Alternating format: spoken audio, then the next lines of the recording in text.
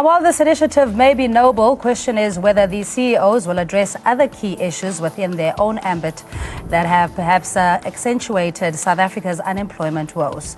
Now, South African business in itself is accused of hoarding profits of over 700 billion rand instead of reinvesting it back into the economy. And business also is accused of the 60 billion rand illicit outflows from the country every year, and rising cases of corrupt collusion and price fixing directly impacting the poorest of the poor.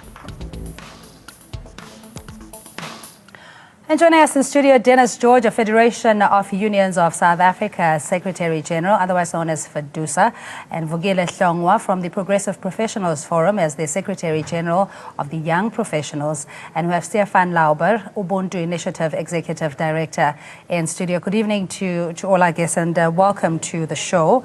Let's just start with you, Mr. Lauber, in terms of, and I'm going to go into the international best practice of how to deal with unemployment if you try and marry the public sector and the private sector.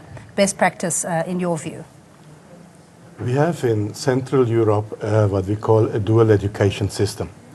In South Africa, in many of the Anglo-Saxon countries, everybody writes metric, means they go to school up to the age of 18, and from there onwards then they try to find their career. Where I'm from, originally from Switzerland, for example, I would say 80% of the students leave school at the age of 15, and they then go into an apprenticeship, or as we call it here in South Africa, in a white-collar environment, a learnership. So the advantage of that is people continue learning while they work, but they gradually get introduced into the workplace and become an asset to their employers. So we don't have that big gap of somebody graduating from school and then having to find a job and be totally ill-prepared. So I would say that's best practice around the world. And South Africa, actually, we can say, is, in my personal opinion, one of the leaders. We have a little bit lost the plot early on in terms of apprenticeships. That was when the SETA system was introduced. I think we neglected the trades and apprenticeships. That did work at the time. But on the positive side, we introduced in the learnership concept, which marries workplace learning and theoretical classroom learning. And we see that today being replicated globally in 35 European countries. India's going down that route, many African countries. So, or putting it differently, in a global competitiveness report, South Africa ranked last in terms of formal school education. But it was 19th in terms of company-based education. So we're doing something right. Is it enough, I beg your pardon there, is it enough, Mr. George, in the sense that if you look at the ever-increasing unemployment rate based on a jobless, slow-growth economy that South Africa has adopted and continuously perpetuated? Yeah, look, let me give you some context. The National Development Plan gives us a roadmap to say that we must produce 11 million jobs by 2030. If you break it down, there's only 12 years left. So therefore, we need to create 600,000 jobs per year. That gives you 150,000 per quarter. And together with that, they also set the target that we must grow our economy at 5.4%. Okay? Now, in both those two targets, we are actually failing. Okay? And more people drop out of the system, as Stefan was correctly saying. And many of the people don't have the necessary skills. And that's the reason why labor, business, community, and government has to work together, because that is the biggest crisis that we have. We can't allow these young people with potential sit at home and are not doing anything. And the initiative for us is very important, because if you break it down further, Sandy, then what you will see is this: 80% of the workers in South Africa work in the private sector. So we want the private sector to take the lead and create the jobs for our people, give them workplace experiences. And you can understand this is one initiative. There must be many more of the initiatives. We need provincial governments, we need local government, we need private sector at all levels. And what we also said in terms of the sectors. Now, one other problem that we also have is that South Africa does not have an employment policy.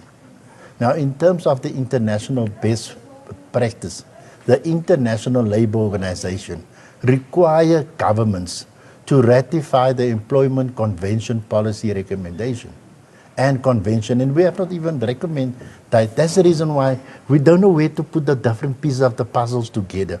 Who must do what, and when must we do it, and how do we monitor, and all these things. And that is very important for us. Yeah, Mr. Hlongwa, do you think that this is the time where there needs to be a paradigm shift in the over-reliance of government having to create or multiply employment so that the government can focus on policy, governance, and the private sector being in the forefront to champion the issue around unemployment? Definitely, Cindy. This is long overdue, in fact. You see, the biggest problem that we have, especially when it comes to youth unemployment, is that the private sector seems to be focusing more on getting, that's why they always talk about skills. They want people who can get into companies and immediately produce profit for them. But unfortunately, that cannot happen.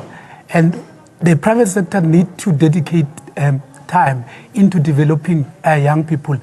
If you look at the 67% of people or young people that are younger than 25 years that are not employed, it means those are graduates. So private sector is not prepared to work with graduates. Private sector want to work with people who already have experience. Now, just coming to the point that you mentioned, government shouldn't be there to create not even 80% of the graduate job, but we're seeing government doing that. Most of the graduates that are getting into leaderships, they find more opportunities in the government sector. It shouldn't be, because private sector, investors that are investing in the private sector, they are expecting the profit without balancing that with the social development in South Africa. That is why we're saying the initiative for creating 100 jobs as that we see in the summit, it's good, but it's not enough. And we are rejecting it because private sector should be talking about at least 500 out of the 600 jobs that my colleagues here was talking about. Government should at least create 100 of those jobs, or should be expected to do so. Yeah, so the focus for me, Mr. George, is that, yes, it's good and well to talk about corruption, the national deficit, and the inflated salaries within government sector. But if you look at the 700 billion that is sitting in private hands, or 60 billion that is shed every year in illicit cash flows, and that rests with the private sector. So in your view, can a private sector do more? Yes, no, definitely. You see, what happens is this: when you look at investment, and you must remember, the workers are one of the biggest investors in this economy, because we invest money through the Public Investment Corporation, okay? On the stock exchange, we buy bonds from Eskom, we buy other bonds and elsewhere. So in terms of being the big investor in the economy, they are looking for a return on the investment, okay? And your return on your investment has to be better than inflation, right? But from our point of view, we're talking about the long-term investment, okay? And the big issue that makes the long-term investment difficult is the risk factor. You know, when people are afraid they're going to invest their money, but they're going to lose it, then people are going to keep their money in their pocket, or they're going to try to shift their money to places where you can't touch it. And what we say, what must happen, is we must create that conducive environment where people can feel, look, if I open up a factory tomorrow, I will make a better return than what I would make if I put my money on stocks, or if I put my money on bank, because then I can become more productive, and then we can create the jobs for people. That is very, very critical for us. But just to correct the one point, remember when Stefan and the other CEOs came, they were only looking at 4 sectors in the economy. So they were looking at media, they were looking at security, they were looking at wholesale and retail, and the 4th sector, ICT sector. And what we said to them, look, we must add to that agriculture, because we must eat food. And we don't need to import food. We can grow it here and sell it here. And agriculture, and also tourism. Because remember, when people visit our country now, our currency is weak. But for a European and for an American that wants to visit there, it's cheap for them. And so therefore we must focus on our strength to grow our economy. Also focusing on the entrepreneurial spirit, or inculcating that kind of a culture, because we're still growing, or rather producing graduates that are dependent on employment elsewhere as opposed to creating their own opportunities. Mr. Lauber, what can be learned in that space? When we created the plan to create 100,000 jobs, we consulted 20 different industries. And invariably the topic of enterprise development, supplier development came up. You're correct. There's only so many jobs that are in the big companies, but there are many, many, many other small companies out there. And when we talk about skills development, unfortunately, these guys are usually not touched. They're left out. They're struggling to run their businesses and are not brought into the fold. So a definite part of any strategy was, how can big business work with smaller business? Because when small business grows, they can hire.